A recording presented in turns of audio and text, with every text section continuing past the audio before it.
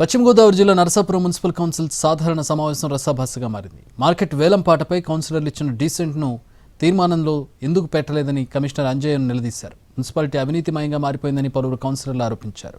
అజెండాలో పెట్టిన 5 లక్షల వర్క్ తమకు తెలియకుండా ఎక్కడ చేశారని అడిగారు. మున్సిపాలిటీ స్థలాలపై కమిషనర్, టౌన్ ప్లానింగ్ అధికారులను సమావేశంలో పాల్గొని కౌన్సిలర్లు ఆరా తీశారు.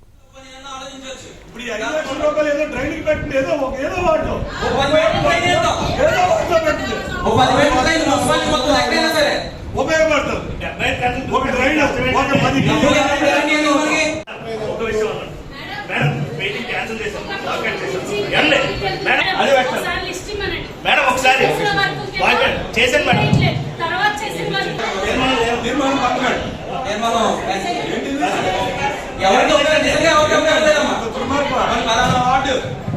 వార్డులో కౌన్సిలర్ ఉపయోగపడుతుంది. ఒక 10 ఏళ్ళ ఆలోచించవచ్చు. ఇప్పుడు 5 లక్షల రూపాయలు ఏదో డ్రైనింగ్ పెట్టింది, ఏదో వార్డు